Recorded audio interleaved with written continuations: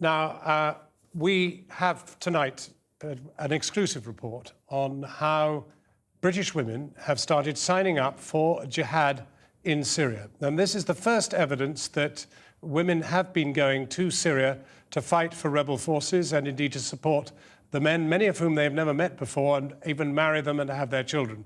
Now, Kylie Morris has this exclusive report. I'm not oppressed. If I was oppressed, I wouldn't be a Muslim right now. If I thought Islam was an oppressive religion, I would have left Islam. Islam has made me free. She's a poster girl for the jihad. This young British woman has traded life in London for a supporting role in the war in Syria. She's a fighter by marriage, newlywed to a jihadi from Sweden. Alhamdulillah, I couldn't find anyone in UK that was, willing to just sacrifice their life in this world for the life in the hereafter, for best in the hereafter, in fact. So alhamdulillah, I prayed my istikhara and Allah willed that I came here to marry Abu Bakr. Here is within sight of the front line in rural Aleppo province, in an abandoned house they share with the child they're raising. What happened? Mariam, not her real name, says she'd fight if she could, but that's not her role. She says she's a mujahid's wife, supporting her husband and showing solidarity with their cause. He describes for the camera battles fought by the Sunni jihadi militia known as Katiba al-Muhajirin, the battalion of migrants.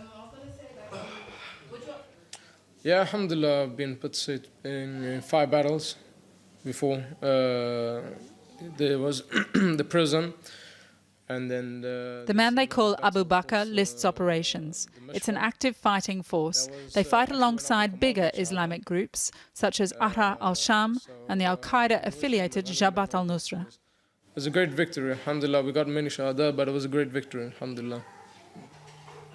This is Syria. Victories, defeats, serious atrocities.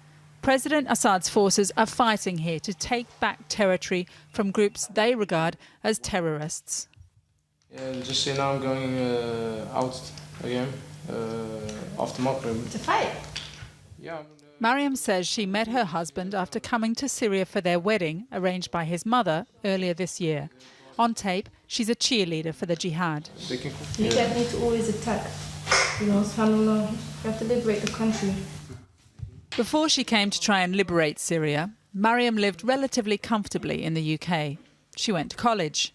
What did you study? I studied media studies, film studies, psychology and sociology. She's answering the questions of an American convert who's living among the fighters, filming them. She tells him she also converted to Islam 4 years ago and says adopting the veil in the UK brought problems. Before I used to wear the face veil, people, it was fine, but then when I started to cover my face, people used to say, go back to your country, and I used to reply, I was born round the corner. But now she's 2,000 miles away, committed to someone else's civil war. She loses no opportunity to call for other Muslims to follow. These are your brothers and sisters as well, and they need our help. So instead of sitting down, focusing on your families or focusing on your studies, we need to stop being selfish because, subhanAllah, the time is ticking, Some people might say that because of your spirit to fight, that you carry a weapon, they would just automatically classify you and your husband and those who are here as terrorists. We haven't invaded any land, taken their, their houses, their food, raping their women, killing their men. We haven't done that. The Muslims have not done that.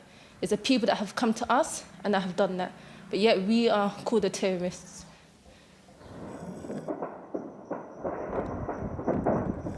By night, the fight is visible from the rooftop. And downstairs, they hear it as well. Mariam's neighbour Aisha lives on the ground floor. She's also from the UK, with a young daughter and married to a British fighter. While their men fight, the 2 women and their children go shopping, and they're taking their Kalashnikovs just in case.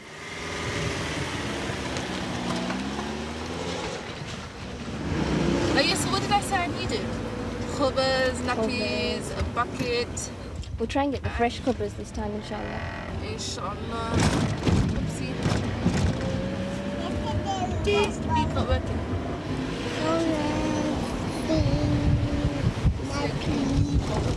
Sister, yeah, can you just like slow down a little bit? Because I'm having some trouble maintaining my balance. Inshallah. Mariam wears gloves for modesty, but designed for speed. She says the gloves the other sisters wear are too feminine. There's no nappies, like, oh, nappies. What do you miss from the UK? Food, What kind of food?